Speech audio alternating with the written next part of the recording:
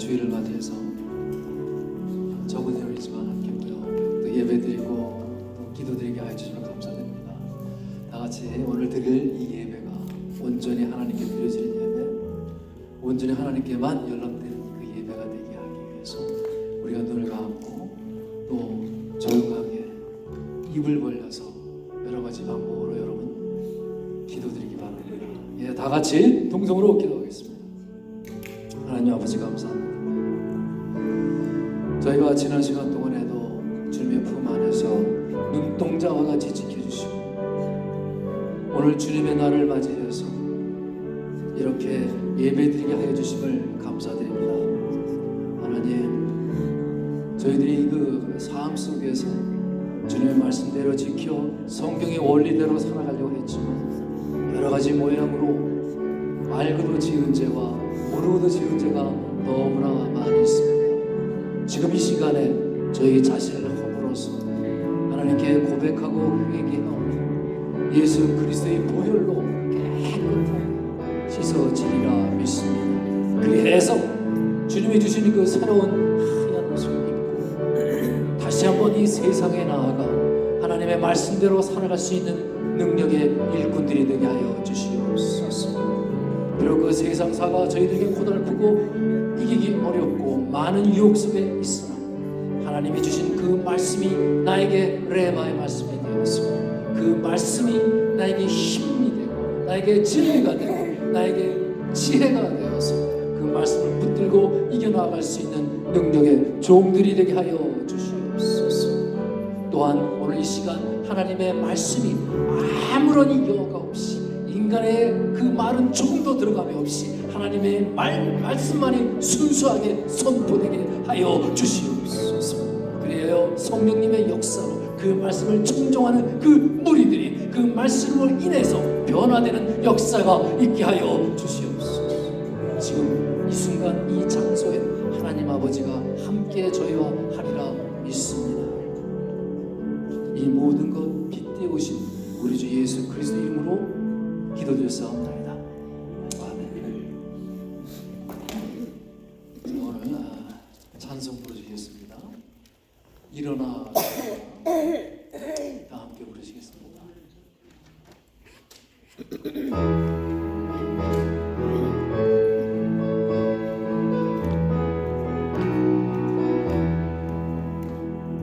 나의 등 뒤에서 나를 도우시는 주, 나의 인생길 위에서 지치고 고나요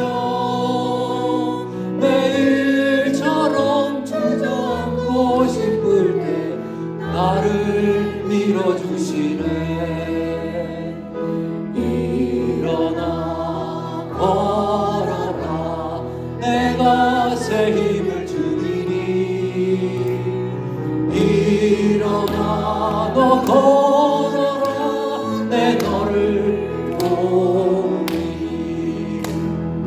나의 등 뒤에서 나를 도우시는 주, 평안히 길을 갈 때에 보이지 않아도 지치고 고나여 넘어질 때면 다가와 손 내미시네. 일어나 걸어라 내가 새 힘을 주리니. 일어나 너 걸어라 내 너를 보니. 나의 등 뒤에서 나를 도우시는 주, 때때로 뒤돌아보면 여전히 계신 주, 잔잔한 미소로 바라보시며 나를 재촉하시네.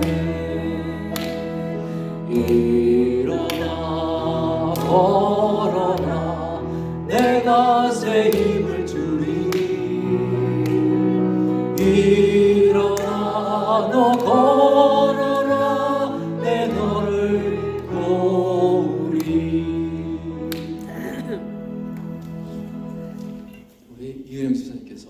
예배를 위해서 기도해 주시겠습니다. 기도드리겠습니다. 참 크게 좋으신 하세요. 네? 조금 크게 하세요. 네, 알겠습니다. 여기 써달게요. 참 좋으신 하나님, 한 주간도 세상에 살면서 상처받은 영혼들을 주님의 거룩한 성전으로 불러주심을 감사드립니다. 제 가운데 살던 저희가 주님께 감사하며 주님 앞에 다시 모였습니다. 저희 예배를 받으시고 저희들을 진리의 빛으로 인도하여 주시옵소서. 우리의 마음을 하나하나 살펴주시는 주님, 저희가 기도하고 바라는 것, 근심 걱정하는 것, 두려워서 피하고 싶은 모든 것 살펴주셔서 주님을 믿고 의지하며 힘차게 하루를 그리고 또 한 주간을 살아가게 하여 주시옵소서. 나약하고 부족한 저희들이지만 힘주실 주님을 믿고 기도하며 의지할 때 분명 나아가는 길을 인도하실 것이라 믿습니다. 이 시간을 통해서 오직 하나님의 뜻만 드러나게 하시며 주님을 더 의지하며 은혜 없이는 살 수 없는 고백과 함께 성장하는 시간 되게 하여 주시옵소서. 말씀 전하실 목사님께 강건함을 주시고 전해지는 말씀을 통하여 저희들의 심령이 살아나 성령 충만하게 하여 주시옵소서. 우리를 구원하신 예수님 이름으로 기도드립니다.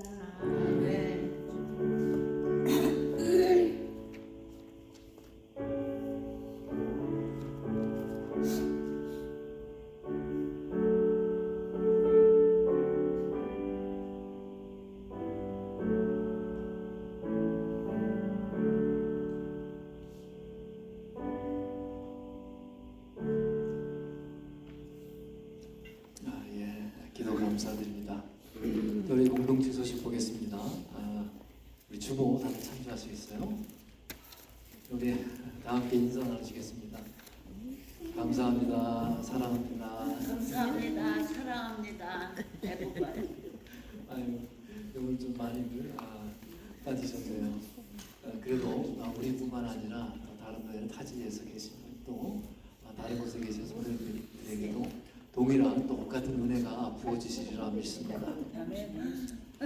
네, 수요 예배, 토요 예배 기도 있습니다. 창세기 그리고 요한계시록 강의가 있으니까 관심 가져주시고 시간 되시는 분 참여해 주셔서 함께 은혜 나누셨으면 좋겠습니다. 또 저희가 토고에 있는 교회 있죠. 후원하는 교회이니 관심 가지셔서 기도해 주셨으면 좋겠습니다. 오늘 예배 후에 친교 모임 있으니까 모두 함께 하셔서 식사와 더불어 또 교제와 함께 그리스도 안에 풍성함을 누렸으면 좋겠습니다. 우리 중보기도 팀 있지요. 기도 제목 나누시고 함께 합심해서 기도하겠습니다. 정교회 선거대 찬양 순서 기억해 주시고요. 혹시 문의사항 있으시면 최은하 집사님께 문의하시기 바랍니다. 우리 목장 예배가 9월 20일 날 3주차 있을 예정이니까 그 목장 예배를 위해서 기도하시고 마음으로 또 손발로 준비해 주셨으면 좋겠습니다. 자, 우리 벌써 내일이면 9월 달에 올해도 좀 벌써 보니까 3, 4분기가 벌써 시작됐어요. 세월이 참 빠른 것을 느낍니다. 자, 이제 로마서가 9월 1일부터 큐티가 진행되니까 지금까지 안 하셨던 분들은 또 새로운 마음으로 그 보석이라고 하죠. 성경 가운데 보석이라는 말씀책, 그 책을 시작하면서 새로운 마음으로 시작해 주셨으면 좋겠습니다. 자, 그리고 이제 파크러치 월십 나이트, 이게 아마 우리나라에서는 금요 철야 예배 또는 금요 성령 예배로 이제 널리 알려진 것인데 미국 교회에서는 한 달에 한 번씩 이것을 시도하고 있습니다. 물론 이제 우리처럼 뭐 밤새고 하지는 않으시고요. 저녁 6시 30분에 시작하니까 시간 되시는 분들 9월 19일이에요. 금요일입니다. 그때 참여하시면 좋겠습니다. 예, 이상입니다. 감사합니다. 자, 오늘 말씀 보겠습니다. 오늘 말씀은 창세기예요. Genesis chapter 28, 10 through 22. 창세기 28장 10절부터 22절까지 말씀입니다.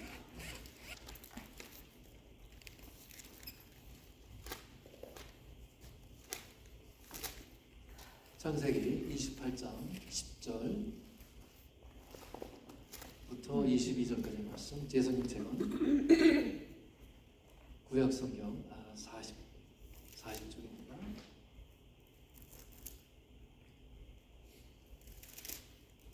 자, 되셨죠? 먼저 소독해 주시면 제가 이어서 화답하겠습니다. 자, 읽겠습니다. 시작. 야곱이 브에셀 바에서 떠나 하란으로 나아가더니 한 곳에 이르러는 해가 진지라 거기서 유숙하려고 그곳에 한 돌을 가져다가 베개로 삼고 거기에 누워 자더니 꿈을 보는 사람들과 하나님께서 그 고기가 하늘을 닦고 또 하나님의 사자들이 그 위에서 돌아오리라 하고 또 본즉 여호와께서 그 위에 서서 이르시되 나는 여호와니 너의 조부 아브라함의 하나님이요 이삭의 하나님이라 내가 누워 있는 땅을 내가 너와 네 자손에게 주리니 내 자손의 땅에 들어가시되 내가 서쪽으로 동쪽으로 북쪽으로 가져를 땅의 모든 족속이 너와 내 자손을 말미암아 복을 받으리라. 내가 너와 함께 있어 내가 어디로 가든지 너를 지키며 너를 이끌어 이 땅으로 돌아오게 할지라 내가 네게 허락한 것을 다 이루기까지 너를 떠나지 아니하리라 하신지라. 야곱이 자식에게 여호와께서 과연 여기 계시심을 내가 알지 못하였다. 이에 두려워하여 이르되 두렵도다 이곳이요 이것은 다름 아닌 하나님의 집이요 이는 하늘의 문이로다 하고 야곱이 자신이 이르나 베개로 삼았던 돌을 가져다가 이름을 세우고 그의 이름을 불러 그곳 이름을 베델이라 하였더라. 이 성의 옛 이름은 루스더라. 야곱이 시므온에 하나님이 나와 함께 계셔서 내가 가는 이 길에서 나를 지키시고 먹을 떡과 이루어져 주시오. 내가 평안히 아버지 집으로 돌아가게 하시오면 여호와께서 나의 하나님이 되실 것이요 내가 기둥으로 세운 이 돌이 하나님의 집이 될 것이요 하나님께서 내게 주신 모든 것에서 10분의 1을 내가 반드시 하나님께 드리리라 하였더라. 아멘. 하나님 말씀입니다. 성가대 찬양이 있겠습니다. 539장 같이 부르세요. 원래는 잘하는 오를 엠스리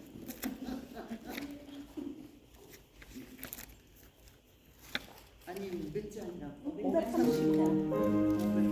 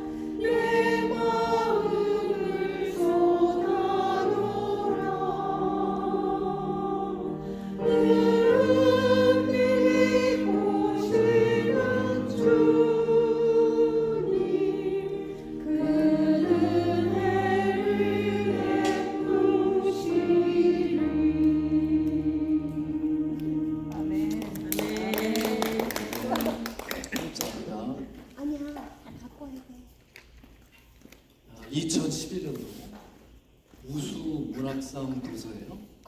외로워서 그랬어요. 라는 책이 있는데요. 이 책을 지은 문경보 작가는 고등학교 현직 교사입니다. 근데 그분이 이제 학교 현장에서 교사로서 경험했던 그 청소년들의 애환을 담은 책입니다.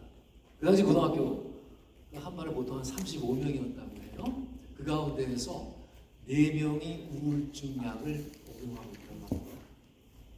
가슴 아픈 현실이죠. 그리고 그 고등학생 가운데에서 70% 정도가 우울증 증세를 보이고 있다고 합니다. 그 가운데에서 4명 중에 1명이 자살을 시도하거나 생각해 본 적이 있다고 하지요. 그 내용 중에 이런 부분이 있었어요. 어느 날 이 저자 선생님이 야간대학교 수업을 마치고 늦게 집으로 가고 있는 중이었습니다. 그런데 집 앞 모퉁이에서 그 웬 학생이 자기를 기다리고 있는 것이에요. 그런데 이 고3 담임이었는데 이 학생이 막 술에 이렇게 취해가지고 비틀비틀거리면서 자기 앞길을 가로막고 있는 거예요. 아니 얘가 왜 이러나 하고 이렇게 봤더니 그 학생이 그냥 술에 잔뜩 취해가지고 있는데 얼굴을 이렇게 보니까 그 얼굴에 눈물이 범벅이 되어 있는 거예요. 야, 너 무슨 일 있어? 놀래서 물어보니까. 근데 그때가 마침 대학교 합격자 발표가 있었던 그런 때였거든요. 이 술에 취해서 비틀비틀거리던 이 학생이 자기가 원하는 대학교에 합격을 했어요. 너무나 기뻐가지고 자기와 가장 친한 친구에게 문자를 보냈습니다. 야, 나 합격했어. 그랬더니 그 글을 받은 친구가 답글을 보냈어요. 야, 넌 참 좋겠구나. 그렇게 메시지를 보내고는 그 친구가 자살을 했습니다. 그래서 이 합격했다고 이 자랑했던 이 친구가 너무나 큰 충격을 받아서 너무나 괴로워서 어찌할 줄을 몰라 술을 마시고 자기의 선생님 집 앞에서 그렇게 기다리고 있었던 거예요. 그거 왜 기다렸을까요? 너무나 힘들고 이겨낼 수가 없으니까 답답하니까 거기에서 선생님이라도 붙들고 말을 하면 좀 나을까 해서 그 심정으로 거기에 있었던 것이겠죠. 또 그런가 하면 흔들리지 않고 피어나는 마흔은 없다라는 책이에요.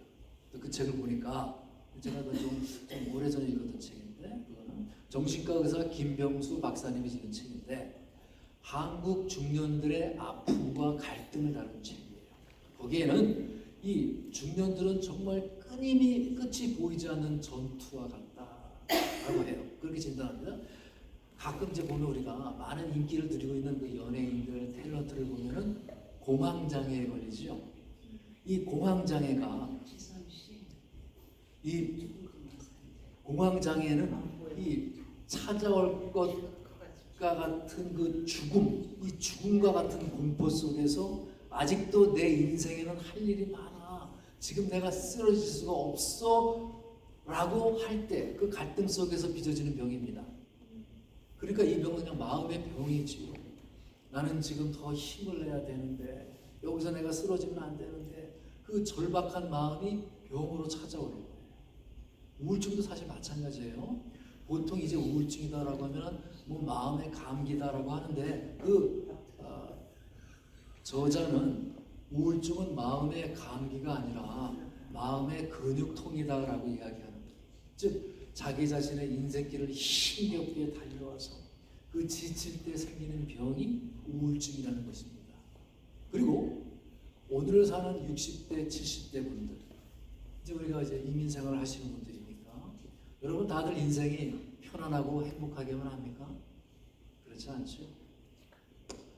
학교 다닐 때는 성적, 대학 입시라고 하는 치열한 경쟁 때문에 힘이 들고 30대, 40대, 50대에는 그 나이에 짊어져야 할 인생의 무게 때문에 힘이 들고 60대, 70대가 되니까 건강과 외로움 등 그 생의 문제 때문에 또 힘듭니다. 그러니 인간의 인생이라고 하는 것은 그냥 태어나면서부터 쭉 죽을 때까지 힘이 들다는 것이죠. 분명히 현대에는 과학기술이 발달하고 편해지고 문화는 점점 발전이 되어지고 살기가 엄청 좋아진다고 막 그러는데 왜 우리네 인생들은 이토록 항상 고비 때마다 힘이 듭니까요? 오늘 말씀해 보니까 이러한 인생 가운데에서 우리가 의지할 분은 하나님밖에 없다는 것입니다. 여러분, 우리가 아까 일부러 제가 부른 찬양이 있지요? 찬양에서 바로 그 찬양 가사와 똑같은 겁니다. 일어나 걸어라, 나의 등 뒤에서 나를 도우시는 주. 그렇지 않습니까? 나의 인생길에서 내가 지치고 고날 때, 매일처럼 내가 주저앉고 싶을 때에 나를 밀어주시네. 여러분, 주님께 손을 내미시기 바랍니다. 나의 등 뒤에서 나를 도우시는 주, 평안히 길을 갈 때엔 보이지 않아도 내가 고나여 넘어질 때에 다가와서 손 내미시네. 여러분, 우리가 그 내미시는 그 손을 잡아야 합니다. 어린 10대의 유혹과 입시 지옥이 힘이 들고 나이가 먹어가면서 공황장애, 우울증이 막 오고 더 나이가 먹으면 아주 작은 일에도 실망하고 나약해지는 고집쟁이가 되는 나 자신을 바라보면서 그럴 때마다 다가와서 손을 내미시는 그 예수님 손을 잡으시기 바랍니다.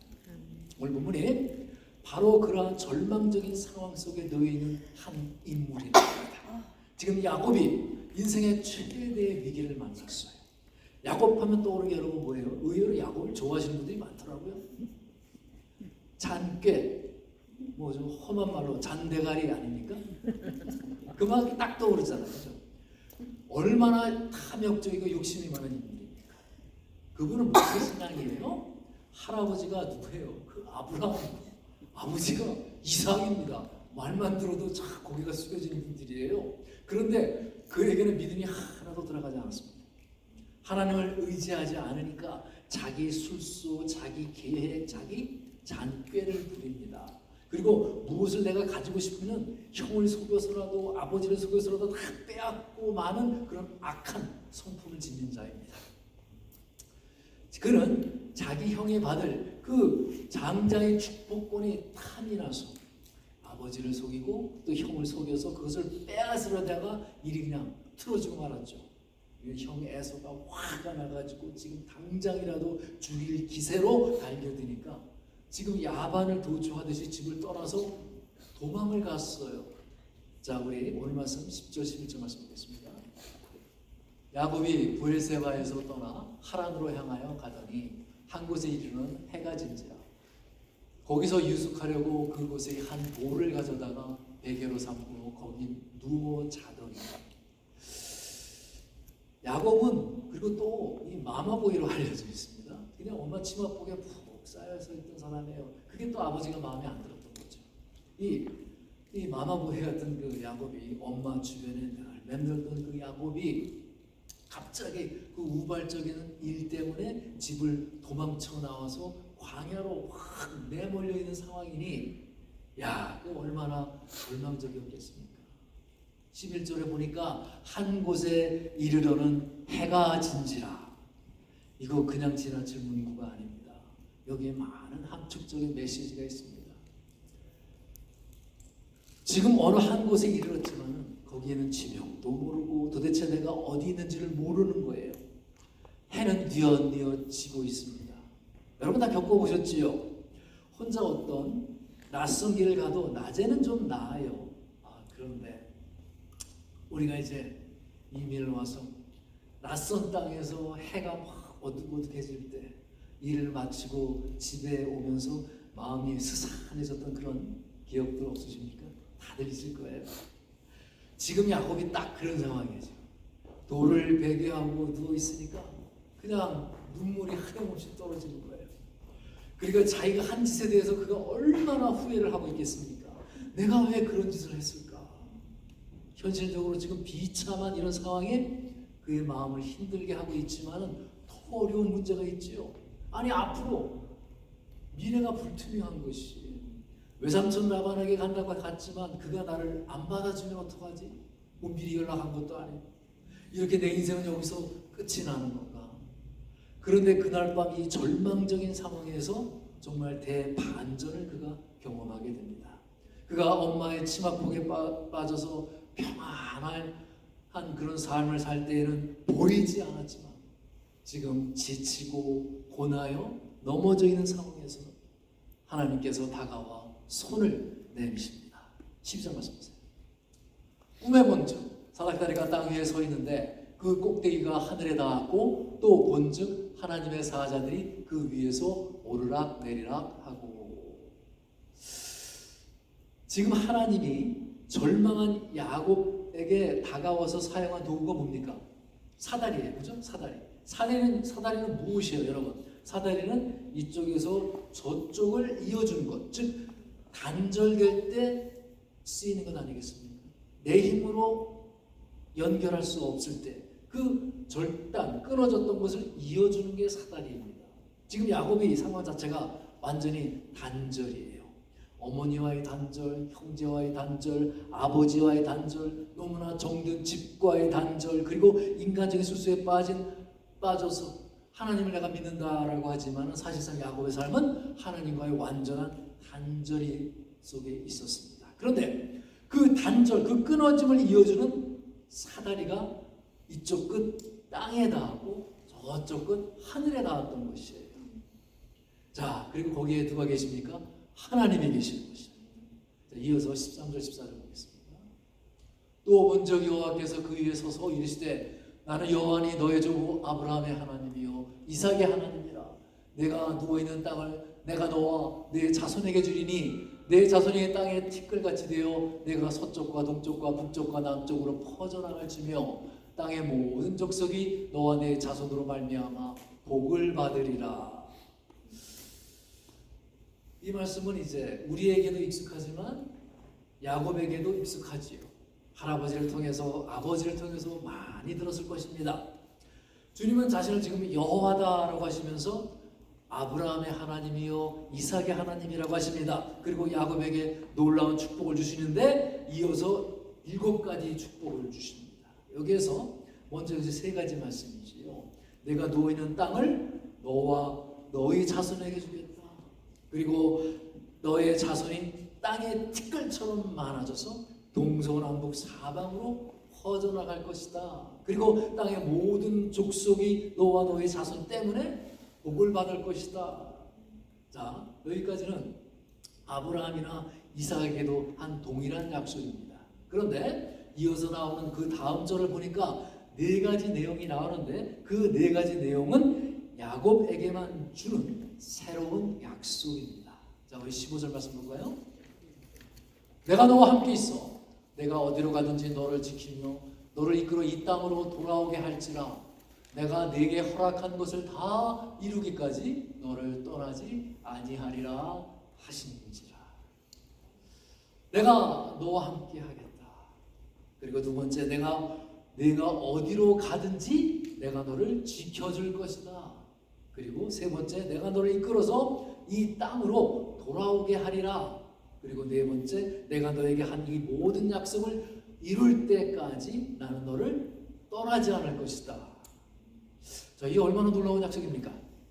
이 약속을 한마디로 하면은 나는 내가 죽을 때까지 너와 함께 살겠다라는 말씀이에요. 여러분, 하나님은 자신을 가리켜서 이스라엘 백성들에게 항상 아브라함의 하나님, 이삭의 하나님, 야곱의 하나님이라고 하시었지요. 예수님은 또한 이 말씀을 하시면서 아브라함, 이삭, 그 야곱이 지금도 살아있다라고 말씀을 하셨어요. 그러니까 죽은 후에도 계속 천국에서 하나님은 그들의 하나님이 되신다는 말이죠. 그런데 말이죠, 우리가 이 땅에서도 죽을 때까지 계속 함께하여 주시겠다라는 말씀입니다. 하나님께서 야곱부터 정말로 그렇다면 원하는 것이 무엇일까요? 야곱이 그저 복을 받고 세상에서 떵떵거리면서 편안하게 잘 먹고 잘 사는 그런 정도가 아니지요. 하나님이 야곱에게 진정으로 원하시는 것은 그 야곱과 동행하시는 것입니다. 야곱도 그걸 깨달았어요. 깨닫고 언제나 주님과 동행하면서 그분과 교제하면서 주님이 원하시는 그 삶을 사는 것이지요. 자, 우리 계시록 말씀 볼까요? 3장 20절 말씀 우리 세 번역으로 보겠습니다. 보아라, 내가 문 밖에 서서 문을 두드리고 있다.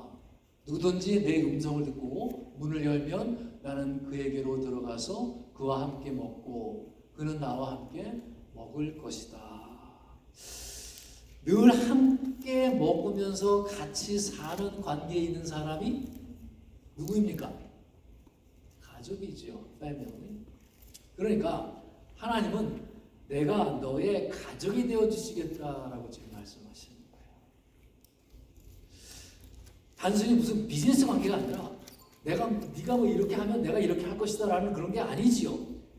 필요할 때는 찾고 필요 없을 때는 버리는, 안 버는 그런 관계가 아니라 늘 함께 사는 존재, 어려우나 좋으나 늘 함께 사는 나의 신랑이요, 나의 오빠요, 나의 형인 그런 자가 되겠다는 말씀입니다. 여러분, 이 부모가 자식을 위해서 희생을 하지 않습니까? 그리고 자식이 잘 되기를 원합니다. 자기보다 자식이 잘 되기를 원하는 게 부모 아닙니까? 그렇지 않으면 그 부모가 좀 문제가 있지요. 그런데 그런 부모의 마음을 모르고 우리가 애들 키워가서 하지만 아주 당연한 것처럼 그 부모님의 것들을 드리지 않습니까? 야, 이거 내 집이야. 이거 내 방인데 들어오지 마. 이거 내 음식인데 왜 먹어? 라고 막 그러지 않습니까, 아이들이? 그런데 그 말이 사실은 맞아요. 부모님의 것이 다 내 것입니다. 그런데 자기가 필요할 때에는 부모님께 도와달라고 하면서 필요가 없을 때에는 그 부모를 마치 남인 것처럼 거들떠 보지도 않는 자녀가 있다면 그 진정한 자녀가 아니지요. 부모는 자녀를 사랑해서 희생하며 베풀어 주지요. 그런데 그 자녀는 역시 그 부모의 사랑에 감사하면서 공경하는, 이렇게 서로 사랑하는 관계가 있는 것이 아름다운 가정의 모습입니다. By the same token, 같은 원리예요. 우리가 교회에 오거나 성경을 읽고 기도할 때면은 그리스도인이고, 또 다른 것을 할 때는 내 방식과 내 생각대로 내 고집대로 사는 것, 그게 아니지요. 언제 어디 있든지 간에 변함없이 하나님의 사람으로 거룩한 삶을 사는 것을 주님께서는 원하십니다. 내가 주인이 되어서 내가 해보려고 하는 것을 포기하고 주님께 맡기면서 그 주님을 My Lord, 주님으로 모시는 것입니다. 그래야 삶이 제대로 이루어지기 시작해요. 불완전한 인간이 주인이 되면은요, 얼마나 그 사고가 많이 일어나겠어요. 언제 어디 있든지 있는 바로 그것에서 나의 하나님이 계시기 때문에 하나님이 함께 계심을 깨닫고 주님과 동행하는 삶을 사는 것입니다. 로마서 12장에 바울 사도가 그러지요. 그것을 내 몸을 거룩한 산 제사로 드리라, 그 말씀이지요. 우리 몸으로 하는 것, 그 모든 것이 하나님을 기쁘게 해드리는 것, 바로 그것이 산 제사요 예배라는 것입니다. 바로 하나님이 그것을 원한다는 거예요. 내가 있는 곳이 바로 하나님의 보좌인 것이고 예배의 처소임을 깨닫고 늘 하나님 앞에서 내가 살아가는 겁니다. 그것을 뭐라 합니까? 라틴어로 코람 데오, 들어보셨죠? 하나님은 내 앞에 있다. 어디에 있든지 우리는 그 하나님 앞에 있다는 거예요. 그래서 하나님이 보시기에 아름다운 삶을 사는 것이지. 하나님이 우리에게 정말로 원하시는 삶은 그냥 우리가 이 땅에서 대충 시간이나 때워서 보내다가 죽으면 천국에 가는 것이 아닙니다. 그것은 그리스도의 삶에서 아주 극히 작은 일부분일 수밖에 없습니다. 그리스도의 신앙은 이 땅에서 하나님이 원하시는 그런 삶을 사는 것입니다. 예수를 믿고 천국에 가는 것이 정말로 핵심이라면, 그게 기독교라면, 여러분 믿자마자 죽어야 되지 않습니까? 그런데 우리가 안 죽고 살아있어요. 주님이 주신 사명을 따라가라는 것이죠. 그렇다면 그러한 삶은 구체적으로 어떤 삶을 이야기합니까? 가장 먼저 나의 혀가 바뀌는 삶입니다. 지금 여러분이 사용하고 있는 그 어떠한 단어가 내 입에 있습니까? 옆에서 하나님이 듣고 계시다면 하나님이 들으시기에 좋은 말을 사용하고 계십니까? 코람데오. 내 안에 계신 성령님께서 여러분 말씀하시도록 해야 합니다. 나의 손과 발도 마찬가지라는 것이지요. 내가 하고 싶은 것을 하고 내가 가고 싶은 것을 가는 게 아니라 내가 원하는 것만 하는 것이 아니라 하나님이 내게 과연 무엇을 원하실지를 생각을 하는 거예요. 내 손으로 하나님이 원하시는 일을 하고 나의 발로 하나님이 원하시는 것을 가는 것입니다. 주님이 원하시는 대로 움직이는 삶, 그 삶을 주님께서는 원하십니다. 우리 창세기 28장 18절 말씀 볼까요? 야곱이 아침에 일찍이 일어나 베개로 삼았던 돌을 가져다가 기둥으로 세우고 그 위에 기름을 붓고. 야곱이 아침 일찍이 일어납니다. 여러분 이 말씀의 의미를 알겠습니까? 여러분 역시 다른 경험들이 있으실 거예요. 자꾸 꿈을 하고 이제 이민을 쫙 왔는데 일은 생각대로 되지 않지. 우울증 증세도 막 찾아옵니다. 낙심이 되고 절망할 때가 있습니다. 아침에 내가 눈이 떠졌는데 잠에서 깨어났는데 침대에서 일어나기가 싫어요. 몸이 천근 만근 무겁고 일어나야 하는데 갈 데가 없는 거예요. 아니 내가 갈 데가 있는데 일이 있다 하더라도 전혀 내 마음속에 의욕이 일어나지 않으니까 일어나지 못하고 있을 때가 있습니다. 여기 지금 야곱이 아침 일찍이 일어났다는 것은 여러분 이게 무엇을 의미합니까? 의욕이 회복이 되었다는 거예요. 그 넓은 광야에서 아무것도 없는 광야에서 야곱이 해야 할 일은 전혀 하나도 없습니다. 그런데 그는 일찍이 일어나서 무엇을 합니까? 베개로 삼았던 돌을 가져다가 기둥으로 세우고 그 위에 기름을 붓고 이것이 굉장히 중요한 그 지점이었고 있죠. 아침에 일찍이 일어나서 내가 팔을 걷어붙이고 내가 다시 한번 내가 힘을 내보자. 형 만나서 내가 단판을 지어야지. 이게 아니라 야곱이 일찍이 일어나서 한 것은 바로 하나님께 예배를 드린 것입니다. 이게 매우 의미심장합니다. 이 본문이 또한 매우 재미있습니다. 야곱이 지금 아주 충만하게 회복하고 감격스럽게 돌아와서 가슴이 뜨거워지고 앞으로에 대한 소망으로 품고 있는 그런 상황 아닙니까? 그렇죠? 그런데 지금 야곱이 누워서 자고 있습니다. 이 일이 일어나게 된 것은 눈을 감을 때입니다. 지금 야곱은 아무것도 하지 못해요. 지금 눈을 감고 있는데 거기서 놀라운 역사가 일어나고 있는 거예요. 이 말씀을 여러분 놓치면 안 됩니다. 여러분이 눈을 감고 계셔야 합니다.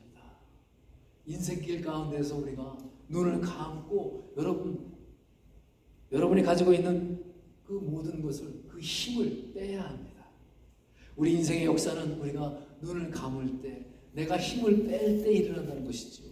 절망하고 좌절하고 힘이 다 빠지고 아침에 내가 일어나기도 싫던 바로 그때에 하나님이 만져주심으로써 역사가 일어납니다. 여러분 이제 부드럽게 힘을 빼십시오. 내가 눈을 막 부릅뜬다고 해서 일이 될 것도 되지 않습니다. 눈을 감으십시오. 지금 감으라는 얘기가 아닙니다. 그 말은 겸손하게 모든 것을 하나님께 맡기라는 것이지요. 자, 우리가 11절 말씀 다시 한번 볼까요? 한 곳에 이르러는 해가 진지라 거기서 유숙하려고 그곳에 한 돌을 가져다가 베개로 삼고 거기에 누워서 자더니 야곱이 지금 어떻게 하고 있습니까? 누워서 자는 거예요. 아무것도 못하던 그 무기력한 상황입니다. 정말 눈을 감고 있을 때에 야곱의 인생의 변화가 놀라운 역사가 그때 일어난다는 거예요. 내가 아니라 그분이 일하실 때 내 인생의 변화가 일어날 줄 믿습니다. 이게 첫 번째 회복의 역사입니다. 자, 우리 18절 19절 말씀 또 볼까요?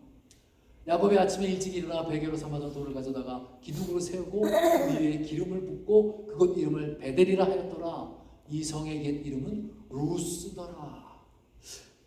이전에 야곱이 전혀 경험한 하나님의 말씀은 언제나 아버지 할아버지를 통해서 들은 간접적인 말씀이었어요.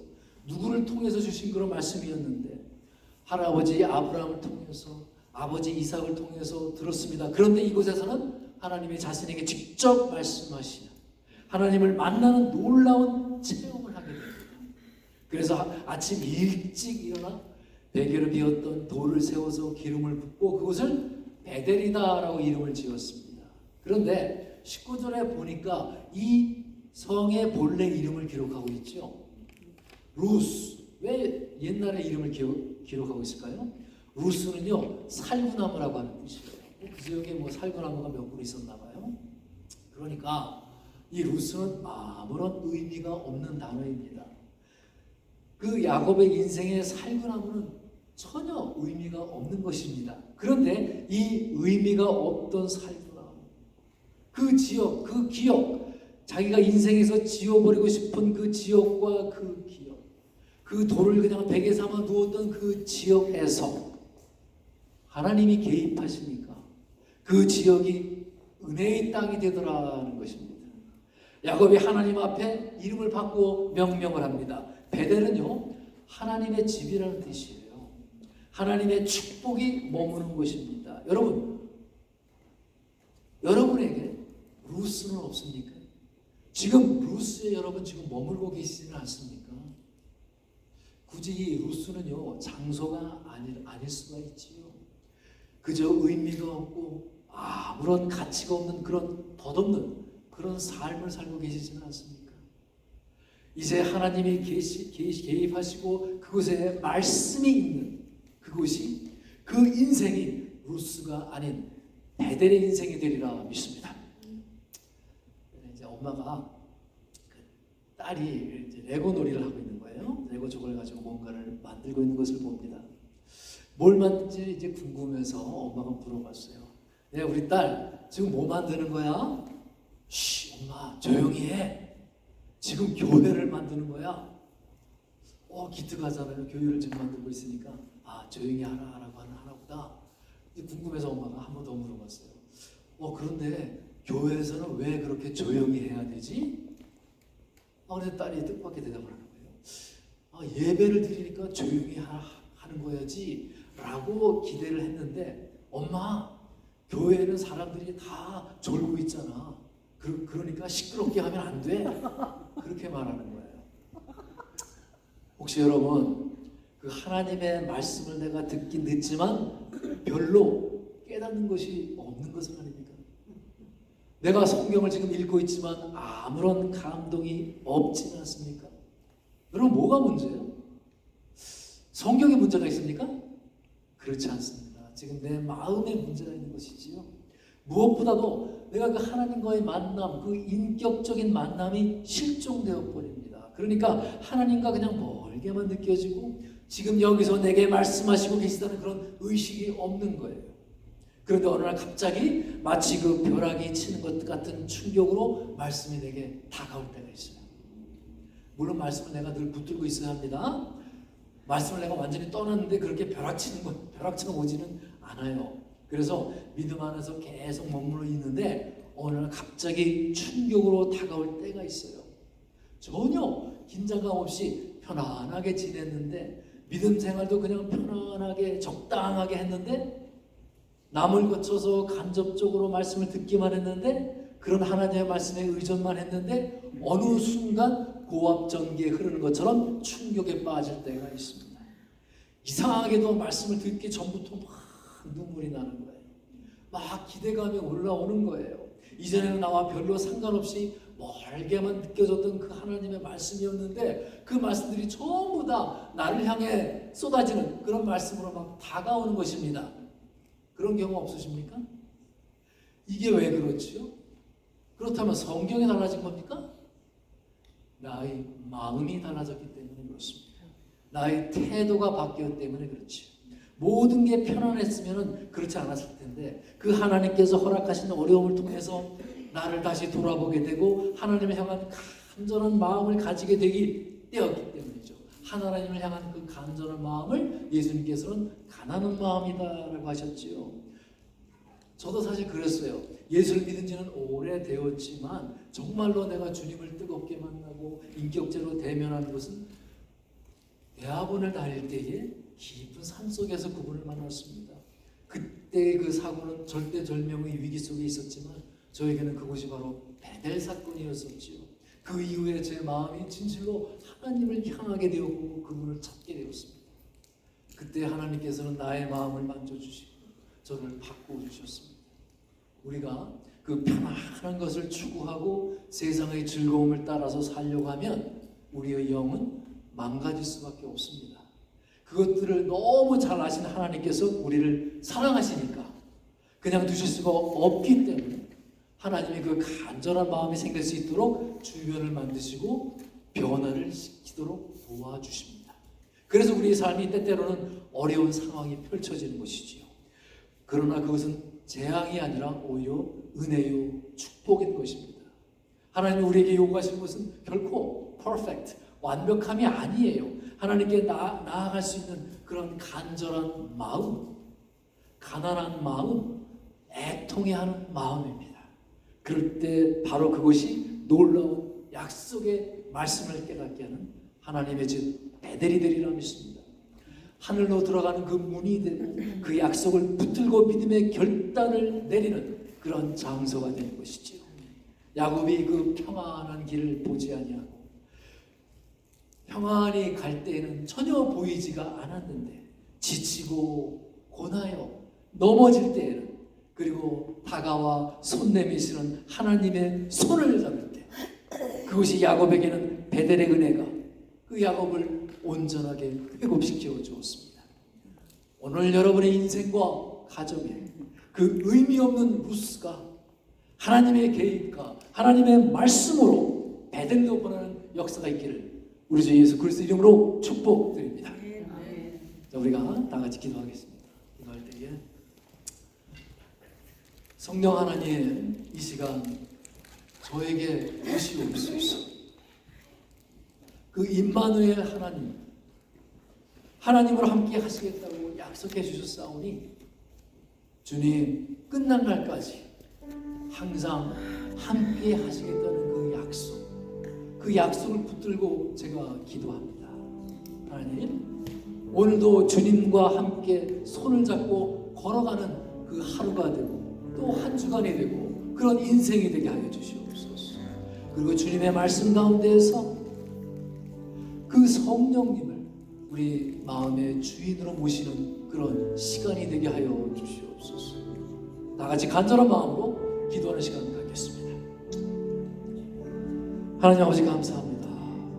우리 인생 가운데 믿음이 정말 우리 삶 속에서 나타나기를 바랍니다. 루스가 베델로 바뀌어지는 그 은혜를 경험하기를 원합니다. 하나님 아버지 우리가 나의 모든 것을 주님께 맡기고 하나님 앞에 엎드리는 그 자리가 하늘이 열리고 주님을 만나는 것이라 믿습니다. 야곱과 같이 진정으로 하나님을 만날 수 있는 그런 마음의 자세, 그런 태도가 되게 하여 주시옵소서. 그래야 하나님의 임재를 내가 느낄 수 있게 하여 주옵시고 내 마음의 눈을 열어주시고 하나님의 음성을 듣고 깨달을 수 있는 믿음의 귀를 듣게 하여 주시옵소서. 그래야 늘 우리와 함께 하시는 하나님을 깨닫게 하며 기뻐하게 하여 주시옵소서. 내가 추구하는 지금 잘못된 방식을 버리고 나의 참모습을 가리던 그 가면을 벗어 던져버리고 주님 앞에 진실하고 간절한 마음으로 나아가게 하여 주시옵소서. 주님 앞에 가난한 마음으로 애통해하는 마음으로 나아가게 하여 주시옵소서. 그럴 때 하나님의 은혜를 체험하게 되리라 믿습니다. 말씀으로 나타나시는 하나님께 그 믿음으로 반응하는 자가 되게 하여 주시옵소서. 살아있는 말씀으로 우리 안에 생생하게 역사하여 주시옵소서. 그래야 하나님과 늘 동행하는 삶 살게 하여 주시옵소서. 지금의 상황을 통해서 우리 자신을 돌아보게 하여 주옵시고 하나님 향해 간절한 마음을 가지게 하여 주시옵소서. 하나님께 나아갈 수 없는 나올 때 간절한 마음, 애통해하는 마음, 가난한 마음을 주시고 그리할 때 바로 그것이 놀라운 하나님의 말씀을 깨닫는 베델이 되리라 믿습니다. 오늘도 하나님의 약속을 붙들고 세상과 현실을 살면서 주님이 주시는 그 말씀으로 승리하는 자들이 되게 하여 주시옵소서. 이 모든 것 때에 오신 우리 주 예수 그리스도 이름으로 간절함을 담아 기도드렸사옵나이다. 아멘. 다 같이 일어서셔서 찬송가 338장 내 주를 가까이 하게 함을 부르시겠습니다. 338장입니다.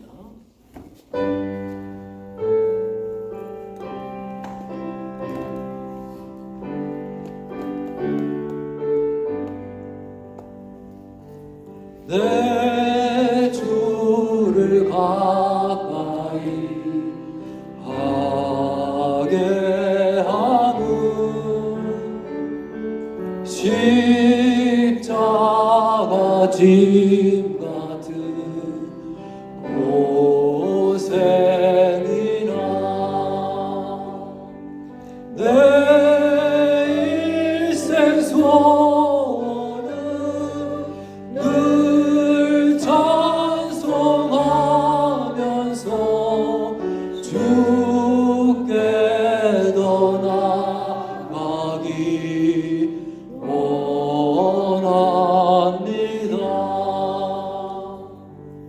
내 고생하는 것 야곱이 돌베개 베고자 갔습니다.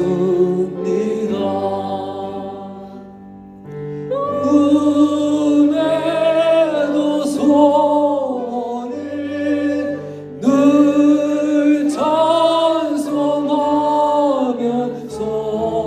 주께 더 나아가기 원합니다.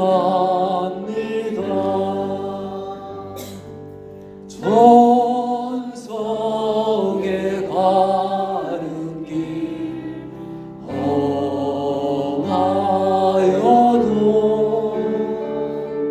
생명길 되나니 은혜로다. 천사 날 부르니 늘 찬송하면서 주께 더 나아가기 원합니다.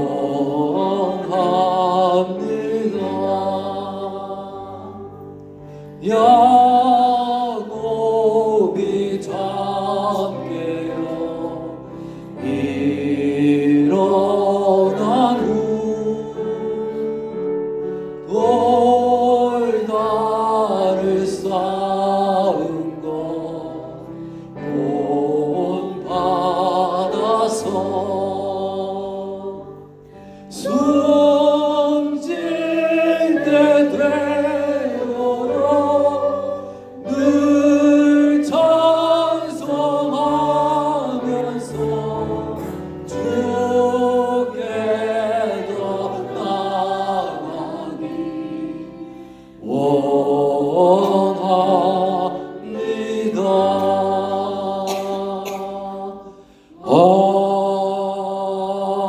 아멘.